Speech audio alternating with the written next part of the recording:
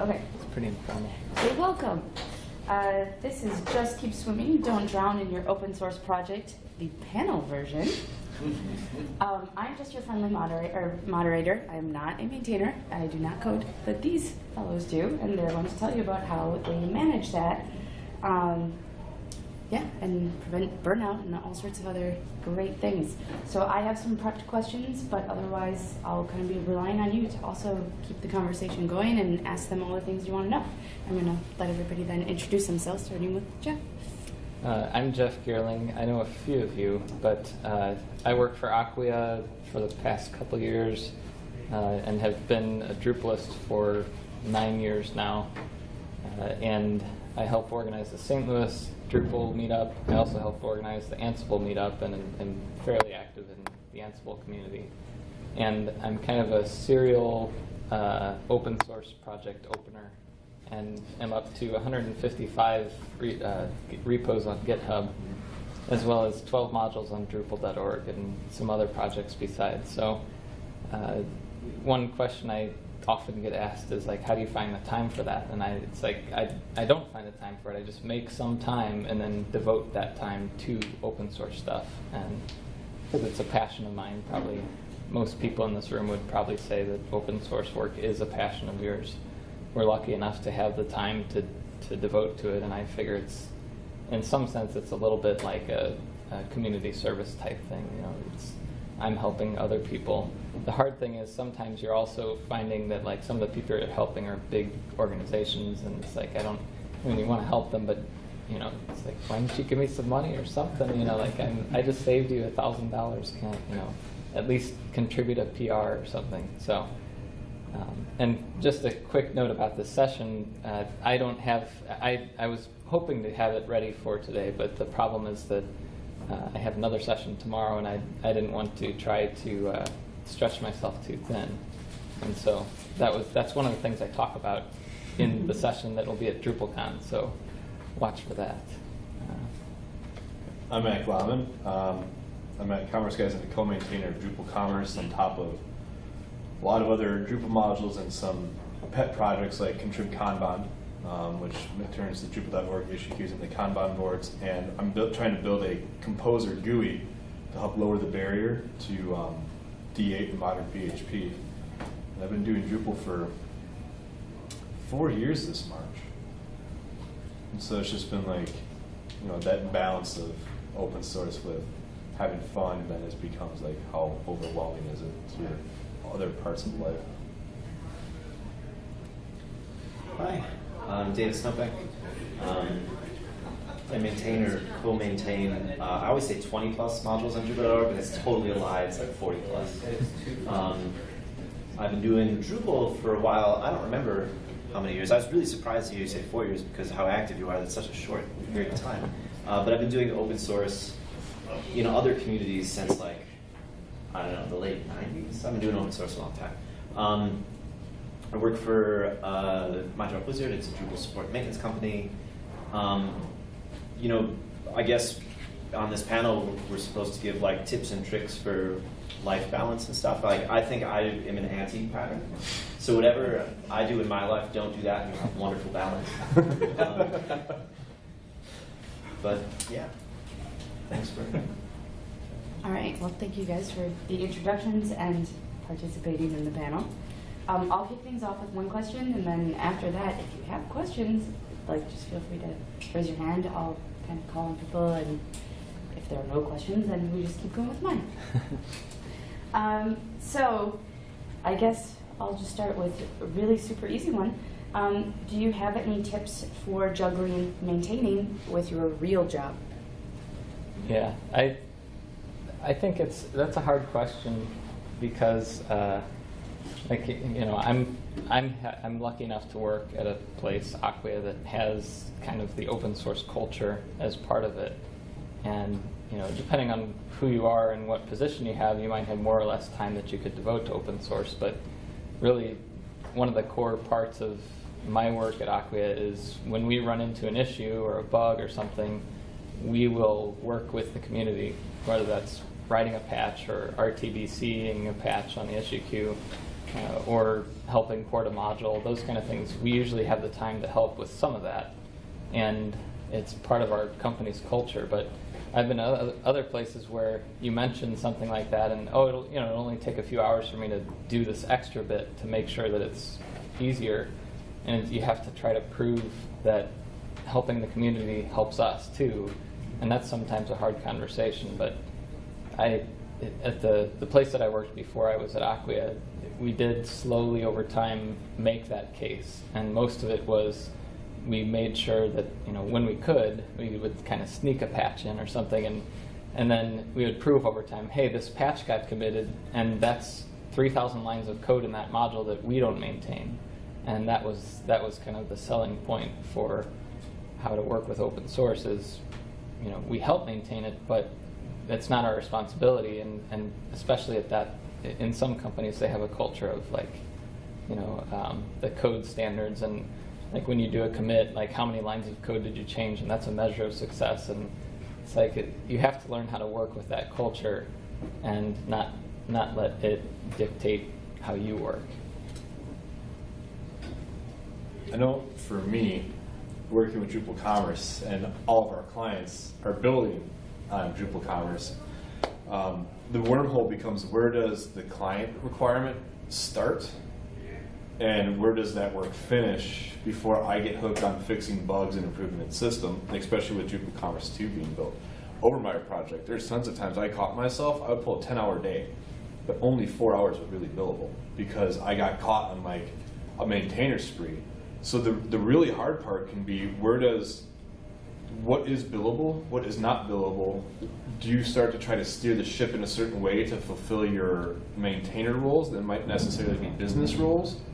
And at what point, it just becomes a really blurred line that can be really hard to separate. Like, you need to ensure that you have your billable rate because it's not free. I mean, at least my portion, ON is funded through other means, but like my portion is completely self-funded, or I have to do billable work in order to do it. Anytime that I'm not doing billable work, any of that contrib time is coming out of like my personal pocket. So that's always the hard balance, especially when you're extremely motivated and you want to keep on that code.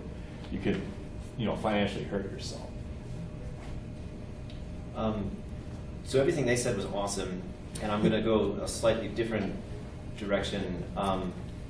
So like it is super hard to balance like your paid work and your open source contributions. It is also possible to take your open source contributions and base work off of it, right?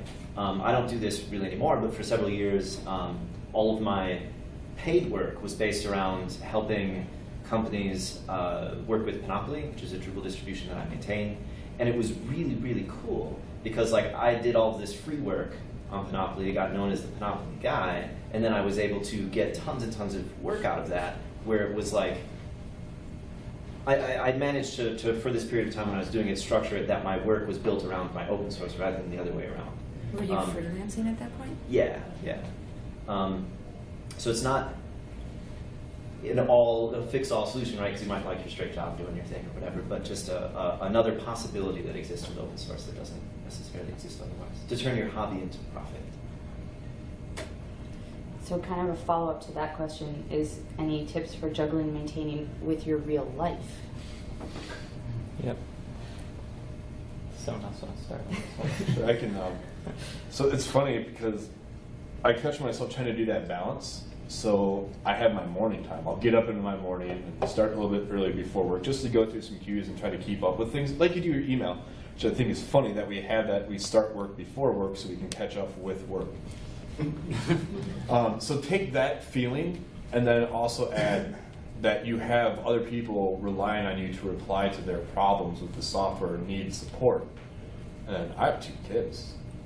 So, in the morning time, like, at first I was like, I had to always boot off my computers because I'd wake up like, my kid has to go to school. My kid wants to do something in the morning. And like, if I'm sitting there more worried about the users of my open source project than like necessarily like making sure I go do something with my kid, like, it never got that bad, but that's where I had to make sure that line was drawn. Is where do you make sure that you don't become obsessed with helping the people that are using your project before your personal life gets detrimental? Or any drama in your projects that then reflect your mood outside of it in your personal life or stress.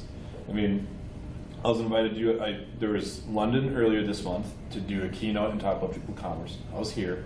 Next month will be Baltimore, and I was invited to go to another camp in mid-May, and I was like, no, I can't. It was going to be about Drupal commerce, but like it was going to be in Europe, and I was like, I can't do that kind of travel and put my family through that as well. Like, I will need a mental break, because next thing you know, I'll just be burnt out, and that's almost worse to the open source projects than actually going and promoting that. So I don't balance this good at all. Like, I'm horrible. Yeah, so I have 2 small kids as well, and my older daughter wakes up at 4:30 in the morning, and then I have to start, parenting immediately then. So I can't wake up early to do stuff. So basically, like, I get everybody to sleep, and then I stay up late doing stuff, and then I'm up until like, I don't know, midnight or 1, and then I gotta wake up at 4:30, and just, I don't know. I don't have a solution. I wish I did. Children are hard. And I have 3 kids, two toddlers and a baby who's 5 months. And I think the key that you had, Matt, was the word no is like I've learned from okay, so I'll go back. What I usually do is I have 1 hour set aside on a daily basis for my hobby stuff, and most of my hobby stuff is open source software or projects I'm tinkering on, basically software and hardware things, Raspberry Pi.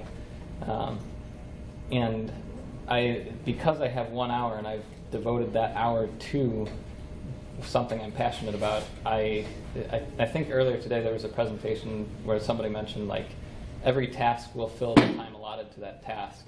Because I limit myself to an hour, I am very focused on splitting up all my work into chunks of 1 hour increments, or like 2 or 3 things that are 10 or 20 minute increments. And so I'm also strict with my issue queues and things. I'll quickly run through at that time, or sometimes I'll do it at lunchtime or something if I'm bored. I'll just run through the issues that pop up in my notifications, and I'll say like, is this going to take an hour or less? If it's not, I'll comment like, this is too much work for me to review. I'm sorry, you need to split this feature up into a couple different things.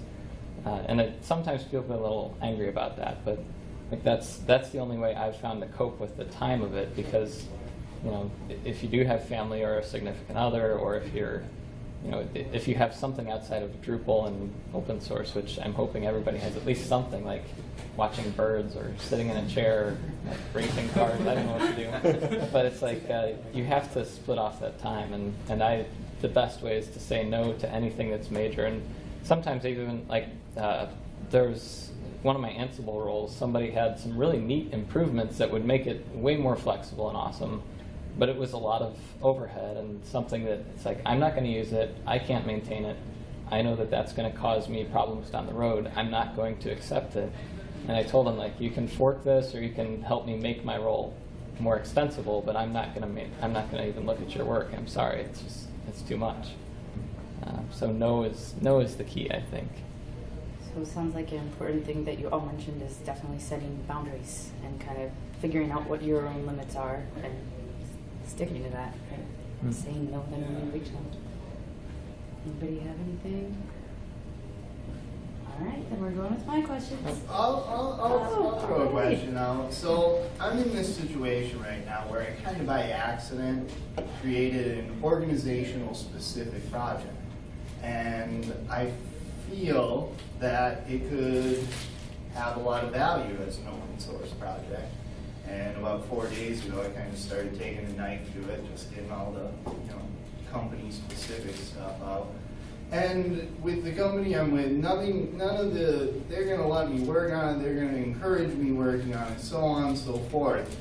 It's just like, I've always just kind of been someone benefiting from the open source community, and this is like the first time I feel like I've got something that I might be able to put out there to help out. And I guess it's pretty vague, pretty general, but what would be some good advice you guys could offer to taking something like that is proving effective on a my organization basis and beginning to provide it to the whole community? So that transition, like, to someone who's, I guess, the leader of an open source thing, rather than someone who's just participating in some other open source thing, is it's hugely different. Because you're going to end up doing all sorts of things that aren't just coding. Like the contributors to a project, like who come to your project and like contribute a PR or whatever, like they write code. You as the leader of, you know, of starting a new open source project, unless you just want to open it and put it out there and forget about it. Well, no. I mean, you'll end up like creating documentation, doing lots of, you know, issue point triage, maybe even deferring like the actual writing of code to other people rather than doing it yourself. That'd probably be a good idea. Well, yeah. I guess, I don't know exactly what I'm trying to say there, but just that it's a very different thing, like starting an open source project versus contributing to someone else's. I would say put it out there. Do like the whole phishing thing. Just put it out there. You abstracted it out, which means that you're probably writing like some cleaner code because you're ensuring to do an integration instead of it's just there. Put it out there.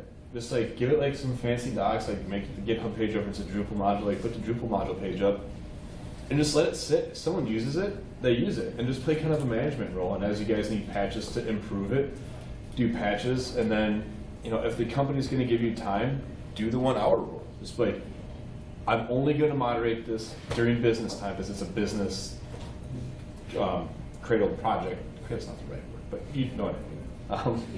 Incubated. Thank you. Incubated. And kind of just play it that way. Just do like a management role, commit patches as you need it, and if people need like improvements or features, make them do it. But if they report bugs, they're now assisting your QA process. And then that's what I would do. Just because you make it doesn't mean they'll come. Right. And we had one, we just did the authorized.net integration, and the authorized.net library is proprietary license, which means it doesn't work with Drupal. It's not GPL. So, wrote a GPL-based SDK, put it out there, didn't know if it would beat the proprietary one or not. 3 people started writing PRs for it to add improvements, and I was like, all right, cool. And they actually QA'd it, found like some bugs in it, and I was like, cool. I didn't have time to necessarily do that, but I put it out there, and luckily some people used it. It hasn't blown up in usage to like cause maintenance really, like in the issue queues. But I think the way to go about it is just put it out there, and unless it goes super viral, you're going to have time to adapt. Well, one of my underlying hopes was that then I could just switch our currently in organization usage of that initial project over to the open source, and that would possibly better the project. But it will force me to recreate it in a way that'll be more dynamic, obviously. But I feel like that gives a lot of opportunity to make improvements for that initial kind of change. Yeah. If I can respond to that, actually what I would tell you is, this might sound weird, don't try too hard, because the things that you think are really necessary for your project don't always end up being the things that are the reason why other people start using it. And so if you want to add, like, it's better to really just keep it small and put it out there and remove like the minimum necessary you need to make it generic-ish. Yes. Because like it's so common that you like spend a lot of time working to abstract something and make it like cleaner and perfect and have a nice UI, and then it turns out nobody's interested in that part. They're interested in some other thing that you haven't even thought of yet. Yeah. And I think there's 2 points I wanted to make. One is, like, I blog and write quite a bit, and one thing that you can do to help increase awareness of a project is blog about it, put a post up on Medium, submit it to Reddit, whatever subreddits you like, Hacker News and Drupal Planet, things like that. But it's weird, like, you know, of the projects that I maintain, most of them are not very popular. There might be like at least 10 or 20 people that have used it ever. And I still leave it up on GitHub because even if I'm not actively working on it or anything, some people have out of the blue been like, oh, this was great, I was trying to do this thing and I found your code here. So even like self-documentation for projects and things, I kind of use GitHub as a scratch pad of anything I do. As long as it's not proprietary, I put it up there. And then the other thing is kind of, there's a lot of luck involved in getting your project to be actually widely used. And I still don't know what the formula is. Because like on my blog, I will write a post. I try to write a post once a week at least.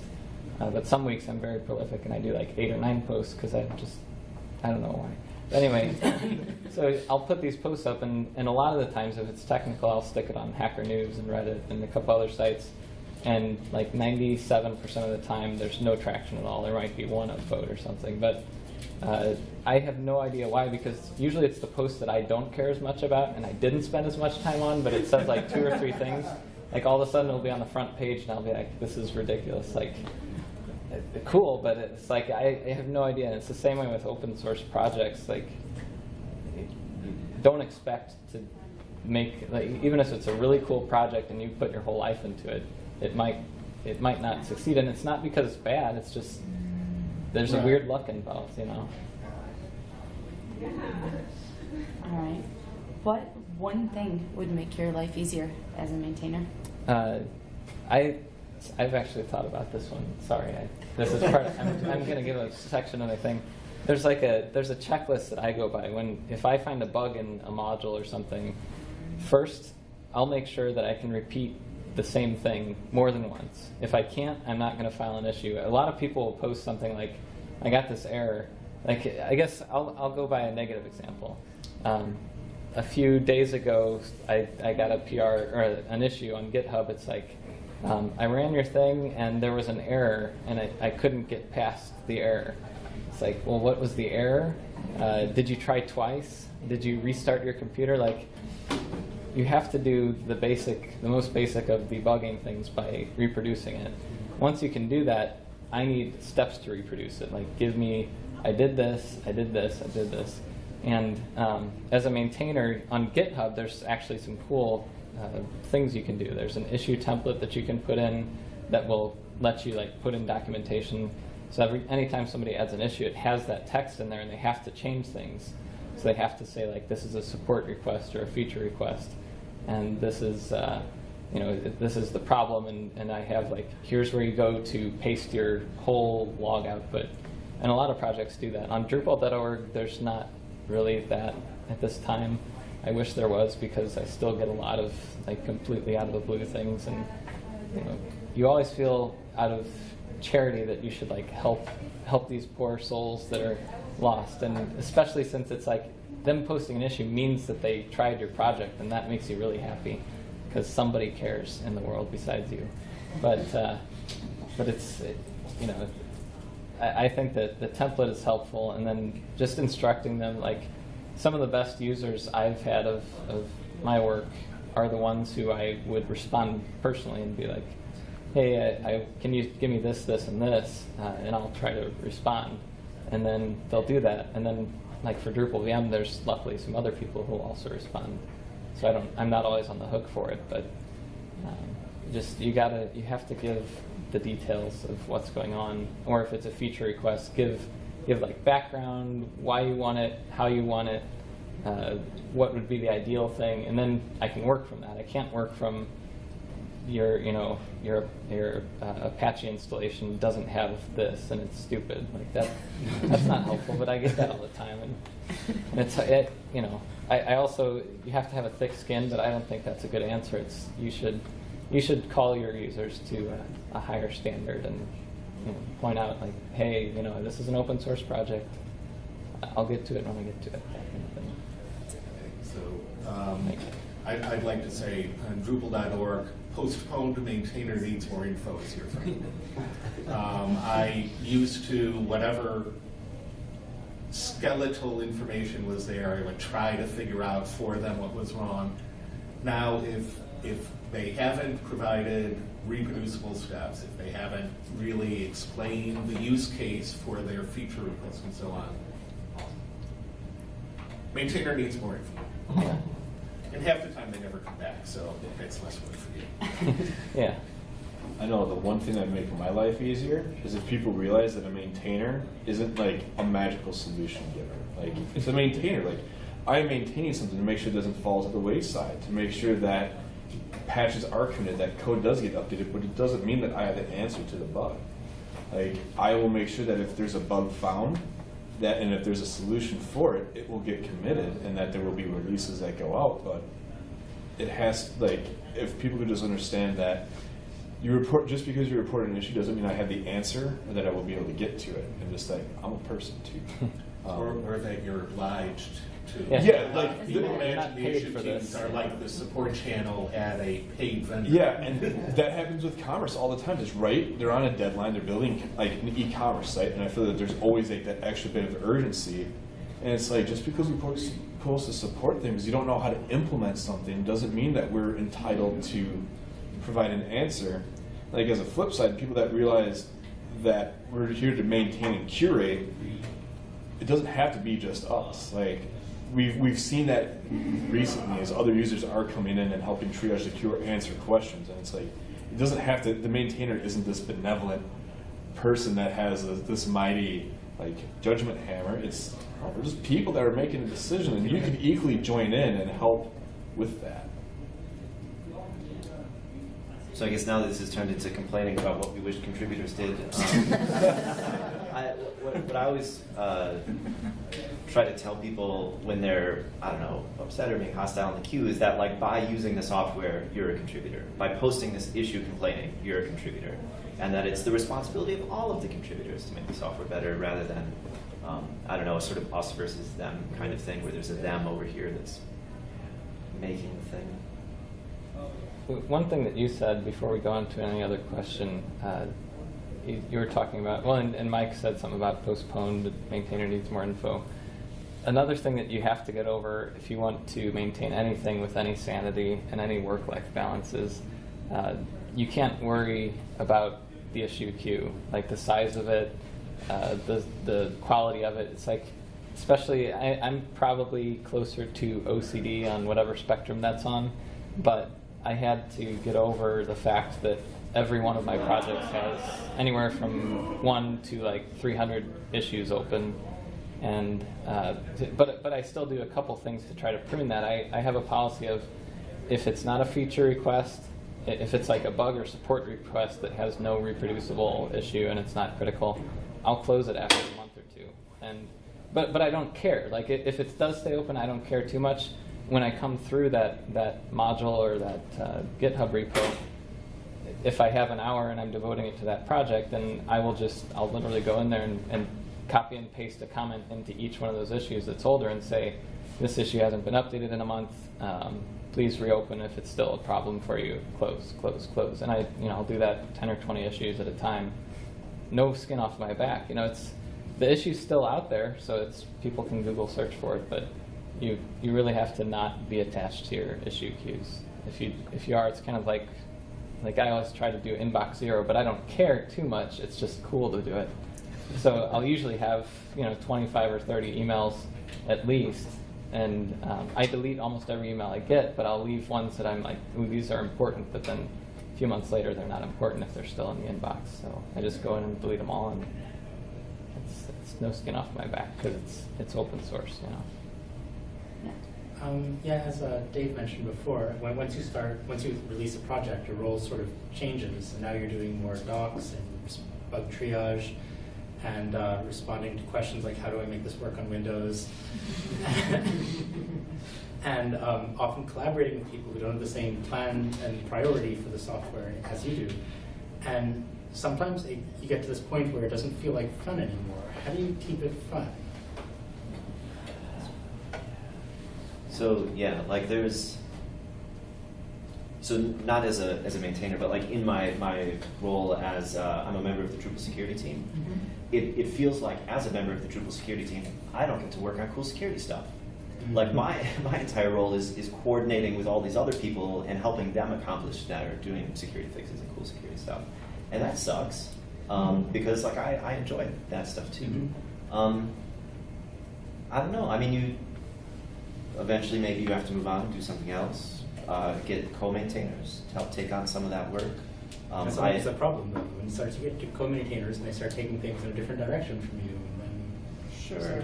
Sometimes it's good, but sometimes it makes it less It could be a interesting. source of stress or something too. Yeah, I don't know. I always like to do things with a co on the front of it. So like Panoply is a huge project. There's 3 maintainers, which is fantastic because I'll need a break from it for 6 months and disappear, and one of them will come in hopefully. And take I it over. honestly, like, if I can interject for a sec, I think that understanding that burnout is okay sometimes, and that like people don't have to feel bad about it when it happens, because you're like abandoning your users or something. It's one of the most important things. Because like I used to burn out, and I would feel like, oh shit, like this is it. I'm a terrible human being. All these people are expecting my help, and I'm not giving it to them.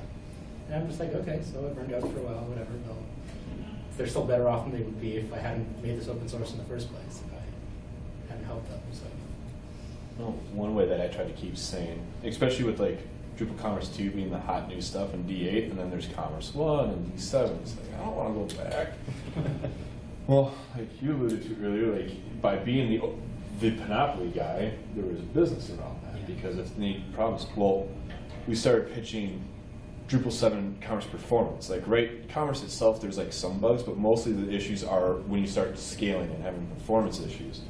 So we started pitching people like, let's do some consulting, let's do performance work for you, and that's what really kicks it back up. Is it's a different problem. Because it's all about like you want to solve problems. That's what makes you fun. That's why you release an open source project. You had a problem, you solved it, you put it out there. So if you're able to find ways that people who use it, now obviously if it's a smaller project, like that's hard. Like Commerce, obviously performance turns into money, so it's something that can be sellable. So if there's some way to say that where you start having to take your project, it's matured, it's not as much fun anymore, now it's just maintenance.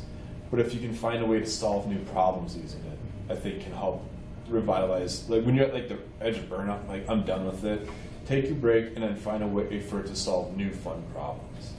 I also think that there's like different type of people. So like some people are really awesome open source project starters. Like they come up with an idea, they have like 2 months of feverish create, and then they put it out there, and then they'll go create the next thing.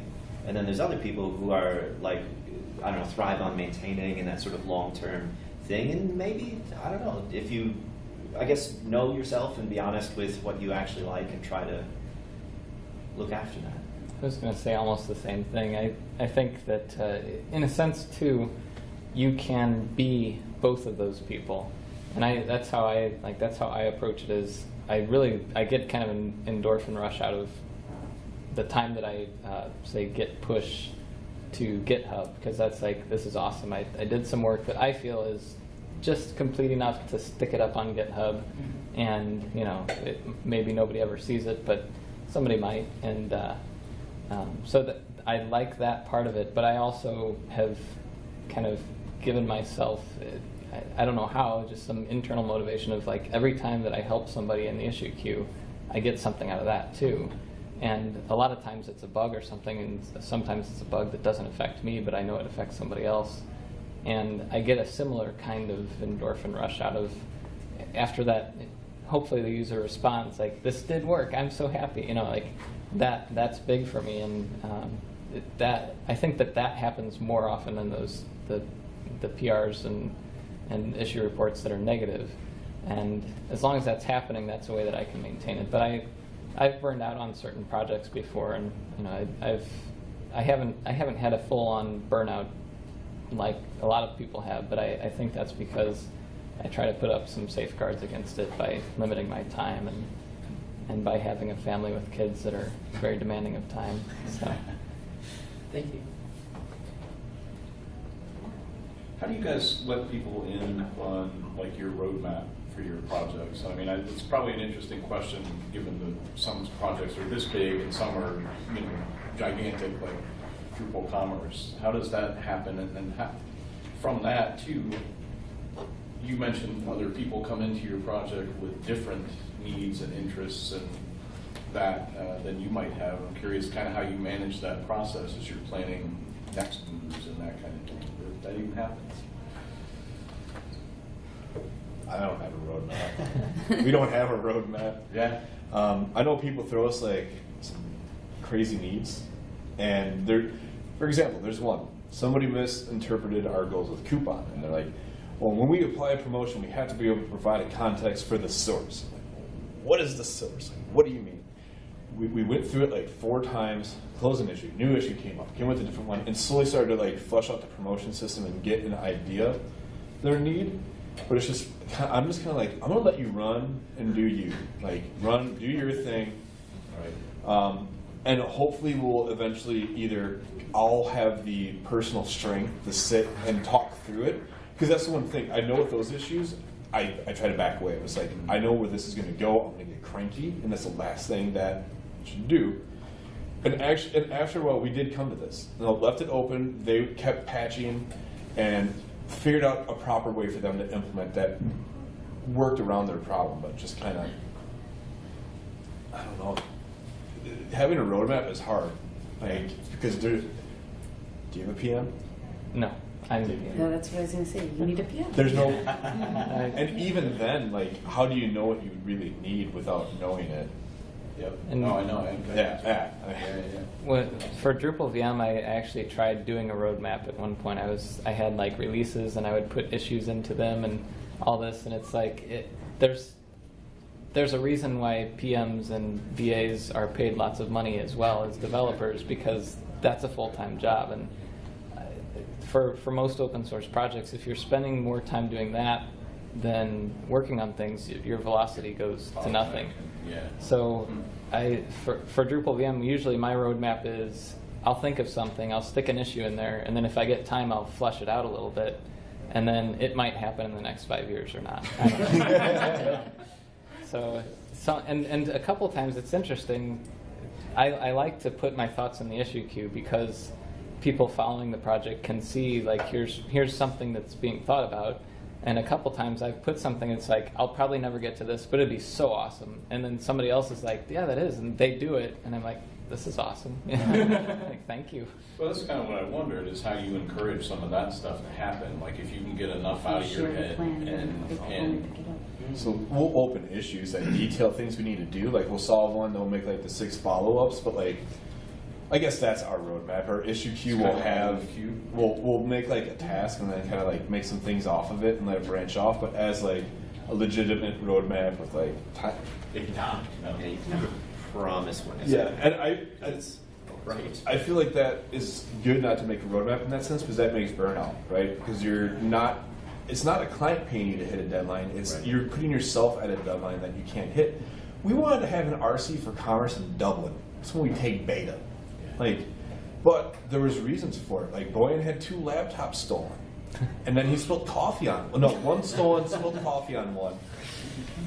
You know, then somebody like paid for us to do shipping, so like our roadmap shifted, but the issues were still there. And I think if we would have tried to make like a professional roadmap that set like version numbers and times, we would have burnt out. Because it already, like, laptop stolen, that was a huge morale loss. And then the fact we showed up at DrupalCon without an RC, that was like another morale hit. But if we would have had those as like hard dates and commitments to like our users, that was just like internal markers that we were. I was thinking just more of a general. Oh, yeah, it's not even dump ideas and let dates them or something. Yeah. Yeah. throw out the line and see if somebody catches it. Yeah.